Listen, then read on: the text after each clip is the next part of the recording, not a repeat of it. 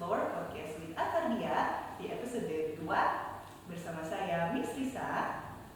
Di episode kita sebelumnya kita sempat membahas tentang PPDB atau penerimaan peserta didik baru tahun ajaran 2022-2023. Situ juga kita sempat membahas tentang kurikulum yang digunakan oleh sekolah Atardia itu sendiri.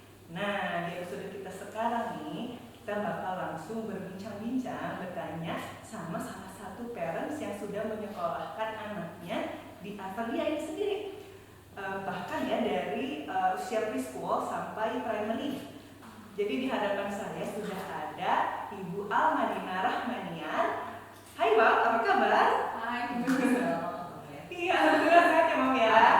Iya, jadi Mam mungkin Mam bisa menceritakan nih, bisa apa enggak dikenalan dulu kali ya Mam ya. Boleh dikenalin dulu biar karena semua tahu Mam ini orang tua dari siapa, terus mungkin kesibukannya apa selain peran sebagai ibu sendiri Mam. Halo semua parents ya, buat semua perkenalkan, nama saya Almadina Rahmanian. Saya seorang parents dari siswa Atardia, nama anak saya Anna Zedi, atau kalau di sekolah mungkin terkenalnya Abang Zedi ya. Kalau keseharian selain seorang ibu, saya juga sebagai salah satu dosen di salah satu universitas swasta di Kota Pahlawan. Working Mam berarti ya, selain daripada ibu sendiri ya Mam ya. Oke Mam, boleh dong sharing kalau Mam sendiri nih kalau misalnya mencari sekolah gitu untuk mendapatkan info-info sekolah, terutama untuk Abang Jadi ya dulu mungkin sebelumnya, biasanya sih suka dapat dari mana sih Mam? Ataukah dari mulut ke mulut, atau misalnya dari teman-teman terdekat, keluarga terdekat, atau mungkin dari iklan-iklan yang suka ada lewat di jalan gitu? Biasanya gimana nih kalau misalnya dapetnya sekolah? Kalau waktu dulu sih, waktu Abang Zedi gitu kan anak pertama juga, jadi benar-benar pengen nyari sekolah yang benar nih, yang bagus gitu ya buat anak. Jadi waktu itu emang semua dijabanin tuh, dari mulai lihat di web gitu ya, di list gitu sekolah di Bandung tuh ada apa aja sih yang preschoolnya yang bagus gitu. Terus sering ke pameran, kalau dulu kan sering ya sebelum pandemi ya gitu, banyak pameran-pameran, terus lihat di media sosial juga gitu. Terus setiap jalan ke daerah-daerah sekitar rumah tuh melihat sekolahan yang bagus tuh yang mana gitu, datangin satu-satu gitu karena emang pengen tahu kualitasnya kayak gimana gitu. Di list ya? Di list. Berarti Abang Zedinya juga ikut dibawa?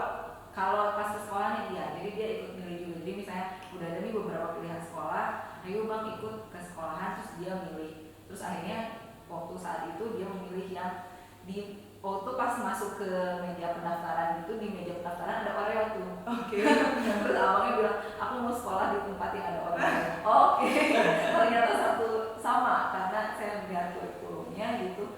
Oh ternyata memang sekolah itu gitu. Oh, jadi kurikulum ya mungkin bisa diceritakan lagi, dijelaskan. Nah, salah satu yang menjadi alasan Mam untuk memilih sekolah tersebut tuh apa sih? Kalau tadi kan namanya kurikulum, atau mungkin gedungnya bagus, atau fasilitas yang langsung terlihatnya luar biasa gitu, gimana Mam? Pertamanya sih lihat kurikulumnya dulu gitu. Kurikulumnya, terus ya makanya didatengin sekolahnya, terus pengen tahu gurunya kayak gimana nih, karena kan biasanya kelihatan ya dari respon gurunya kayak gimana gitu ketika melihat orang tua gimana gitu. Terus ya yang penting sih itu kurikulum, dan yang bisa yaitu pertama kali first impression melihat gurunya itu seperti apa dia welcome sama anak saya gitu. Jadi ketika itu udah klik gitu ya udah gitu sih. Biasanya kalau ekspektasi Mam terhadap Abang Zedi itu apa sih Mam? Kalau misalkan saya pengen menyekolahkan anak saya di sini, saya pengen anak saya nanti bisa berbahasa Inggris gitu, keren bahasa Inggrisnya, atau misalnya hafalannya nih, atau gimana sih ekspektasi Mam terhadap kondisi Abang Zedi nih yang sekarang? Karena kan kita tahu setiap anak pasti beda-beda Mam ya kemampuannya. Kalau dari Mam sendiri gimana nih?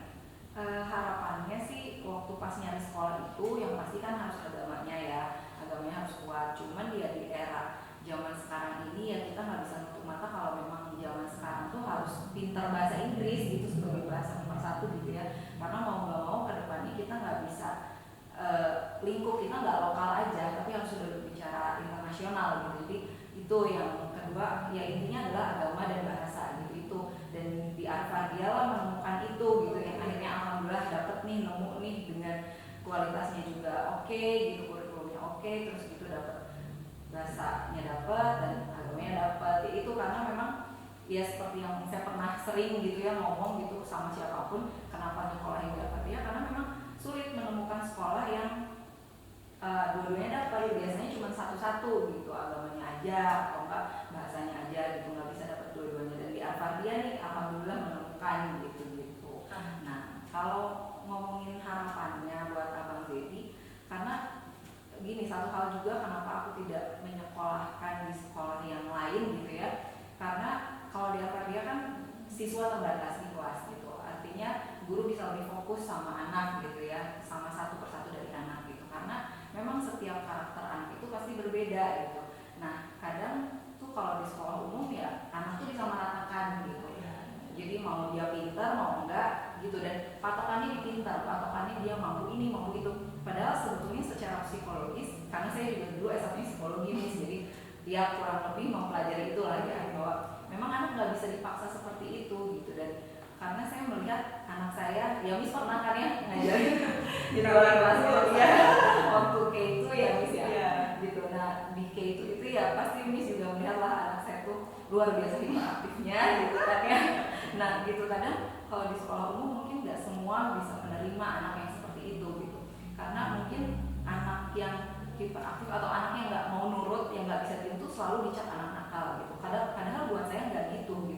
Anak saya memang hiperaktif, tapi justru semua kekurangan anak saya itu justru kelebihan buat dia gitu, karena memang setiap anak berbeda gitu, dan kita sebagai orang tua yang justru harus mensupport itu, yang menjadikan kekurangan itu jadi kelebihannya dia gitu. Karena yang namanya anak, bagaimanapun kondisinya, dia mau lari-lari, dia mau diem aja, ya itu proses belajarnya mereka memang berbeda gitu. Nah di situ, ketika saya ketemu sama Al-Fatihah, saya mengutarakan itu sama, dulu waktu pertama masuk tuh di kelas apa ya, nursery ya, nursery. Jadi dia masih dari umur 3 tahun, sudah di sini, sekarang udah 6 tahun setengah, jadi udah lama ya di Al-Fatihah, sudah menjadi keluarga sekarang ya, alhamdulillah. Gitu. Nah pertama dia masuk di nursery itu, saya menjelaskan sama gurunya Miss Rosi, saya sering share tuh sama Miss Rosi waktu itu, iya abang begini-begini ya, saya bilang ya Miss, abang memang agak berbeda gitu, karena dia memang aktif sekali gitu.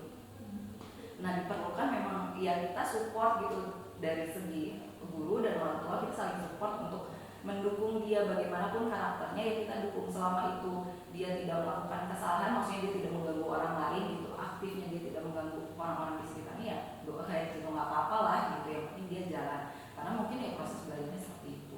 Oke, wah Masya Allah ya, berarti memang berlatar belakang psikologi anak jadinya tahu banget ya Mam ya.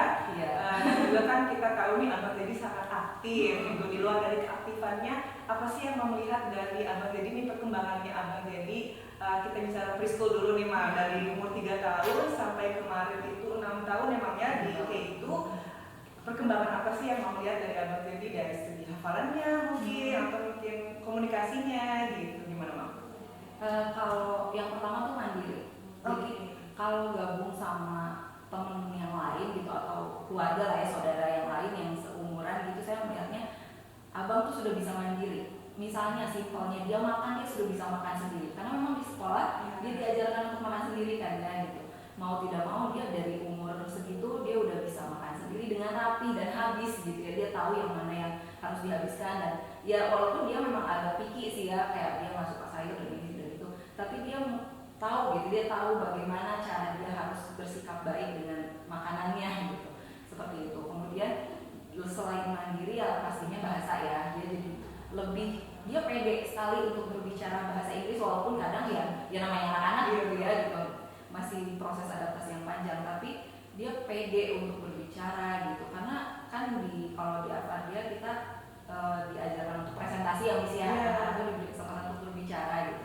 Nah itu pede berbicara, kemudian hafalan, jadi ya semuanya dapat. Itu tadi selain bahasa, agama ya agama itu hafalannya iya, tahfiz dan tilawatinya gitu. Jadi semuanya sambil jalan, dan aku melihat abang tuh ya itu gitu, dia benar-benar di sekolah yang di sini tuh benar-benar ya semua hal yang aku harapkan tuh dia bisa gitu ke arah sana. Jadi nggak cuma akademik aja ya Mam ya, karena memang yang utama juga pendidikan berkarakter itu sendiri ya Mam ya. Cuma anaknya pintar sekali tapi akhlaknya atau mungkin karakternya tidak terbentuk gitu ya Mam ya.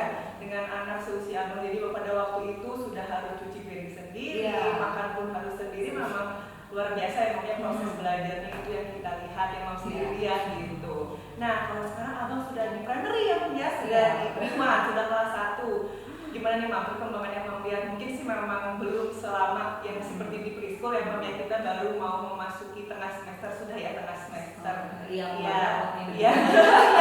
Betul bagi rapat ya Mam ya. Gimana sih perkembangan, apalagi sekarang juga kan pandemi ya Mam ya, jadi memang Abang Zedi belum ketemu langsung dengan teman-temannya. Itu gimana Mam perkembangan untuk yang primary sekarang ini? Nah ini ya sebetulnya saat pandemi ini jadi shock banget ya kalau buat saya pribadi, terutama abang gitu, karena ya itu tadi abang orangnya aktif banget, jadi dia bisa kesana sini mungkin kalau di kelas juga dia nggak cuma di kelas, tapi sekarang dia pengen ke kelas yang mana, ngikut yang lain gitu kan. Nah sementara sekarang harus belajar di rumah, itu sih yang PR banget, karena ya gimana lagi gitu ya, cuman ya itu jadi dia tadi agak sedikit menurun untuk tingkat kepercayaan diri saat dia bicara, karena mungkin kalau di rumah kan bahasanya bahasa Indonesia gitu, jadi dia nggak ada tandem untuk ngobrol bahasa Inggris kan, jadi itu sih. Cuman ya kalau di kelas ya diusahain dia ya kalaupun nggak mau ngomong dengerin teman-teman yang ngomong gitu, jadi minimal dia tetap ngerti lah teman-teman yang ngomong gitu. Cuman ya itu sih mungkin kalau dari segi kemandirian ya mau nggak mau dia harus mandiri karena sayanya kerja gitu. Nah itu dia Mam ya, kalau misalnya ngomongin masalah Mam kan sebagai working mom nih, yang sekarang anaknya harus masih sekolah dari rumah gitu ya Mam ya. Dari Mam sendiri apa sih tantangan terbesarnya atau mungkin jadi masalah terbesar bagi saya nih ketika saya nggak bisa mendampingi Abang Zedi, padahal Abang Zedi sangat membutuhkan sosok mama gitu. Mungkin ada yang mendampingi di rumah tapi kan agak berbeda ya Mam ya, kalau bukan sama orang tuanya sendiri. Gimana nih Mam? Mungkin bisa sharing sama orang tua di rumah yang juga sama-sama working mom nih. Iya, jadi kalau aku sih lebih ke nggak terlalu maksain ya gitu, karena ya walaupun ada sedikit penurunan yang tadi gitu, tapi itu kan bukan salahnya dia sebenarnya gitu, karena memang keadaannya aja seperti ini, dan saya juga bukan ibu yang sempurna yang bisa nemenin dia 100% gitu, tapi kan artinya ada hal-hal lain yang memang ya setiap keluarga berbeda gitu, jadi akhirnya saya ya udah nggak apa-apa semampunya aja gitu. Nanti kalau misalnya ada yang kayak misalnya hari ini tugasnya ngapain aja, terus akhirnya jadi dia nggak full ngerjain karena mungkin nggak ada yang nemenin, terlambat atau bagaimana, saya nggak pernah nyalahin gitu, saya nggak pernah maksain pokoknya harus bisa, enggak, ya udah nggak apa-apa sebisanya aja, nanti pulang Hami, dia maunya Hami gitu ya, nanti pulang Hami kita lanjutin selesaiin, dan itu pun nggak maksain gitu, karena kan dia habis sekolah tuh ya ada waktu main, habis itu dia ngaji gitu, jadi saya pulang dia selesai ngaji mungkin capek ya, jadi saya juga nggak terlalu maksain itu, tapi ya pokoknya yang penting dia ngerti makna dari pelajaran itu gitu, jadi kayak logikanya udah dapet, oh ya udah nggak apa-apa gitu. Untuk urusan tulis kan itu nanti aja gitu, maksudnya tinggal menuliskan itu di paper kan ibaratnya cuman bukan outputnya gitu loh, itu prosesnya gitu. Ketika dia bisa melangkahi proses itu tapi outputnya dapat ya nggak masalah gitu. Masih yang kita pentingkan itu sebenarnya proses ya Mam ya, karena kalau output mungkin insya Allah nanti akan mengikuti gitu Mam ya, dan juga untuk menulis, membaca itu akan bisa sesungguhnya pada waktunya gitu. Yang kita pentingkan justru mental dari anak-anak itu sendiri ya Mam ya. Semoga deh nanti Abang Zedi bisa cepat ketemu sama teman-temannya ya Mam ya. Amin.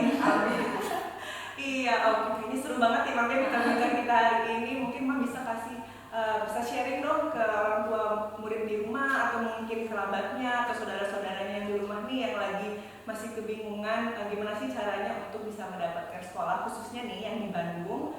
Gimana sih Mam gitu untuk bisa mendapatkan sekolah yang diinginkan, atau gimana nih cara tips-tipsnya? Kita ini dulu ya, maksudnya fokusin dulu, karena setiap orang tua pasti kan punya harapan yang berbeda sama anaknya gitu ya, jadi mau difokuskan anaknya seperti apa gitu, jadi kayak anaknya mau difokuskan ke karakter yang mana, posisi yang mana gitu, jadi nanti bisa ketahuan kalau misalnya saya outputnya pengen anak saya jadi ini, ya berarti harus nyari sekolah yang seperti apa gitu, disesuaikan aja, tapi bukan berarti kita yang menentukan kita yang menentukan gitu, tapi nggak harus sharing juga sama anaknya nyaman nggak ada di sekolah yang kita pilih gitu, jadi kayak gitu sih. Iya, karena balik lagi harus berdua ya Mam ya dengan anaknya gitu, di luar juga dengan bapaknya pasti gitu, anaknya pun menjadi salah satu yang paling penting ya untuk menentukan mau sekolah di mana nih gitu. Oke deh Mam, kalau kayak gitu seru banget ini kayaknya, kalau misalnya kita gak batasin kayaknya lanjut terus ya Mam ya.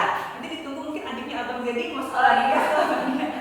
Oke deh, oke parents, itu tadi perbincangan kita dengan Mam Zedi, Ibu Almadina Rahmania.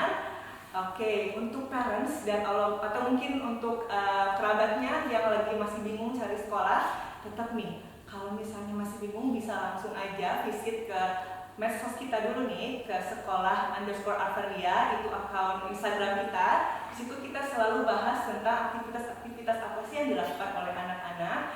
Kemudian kalau misalnya yang mau daftar, udah klik aku mau di sekolah Arvadia aja, boleh langsung di web ppdb.sekolaharvadia.sch.id, atau juga mau ngintip-ngintip di Facebook di Arvadia School boleh banget, atau mau langsung datang ke sekolah Arvadia di Jalan Cisaratan Kulon Raya nomor 24 Bandung. Kita tunggu ya. Oke deh, terima kasih ya Mam ya atas waktunya, seneng banget nih udah nyempetin hadir di acara podcast kita di tengah-tengah kesibukannya sebagai ibu dosen dan juga sebagai ibu tentunya ya Mam ya.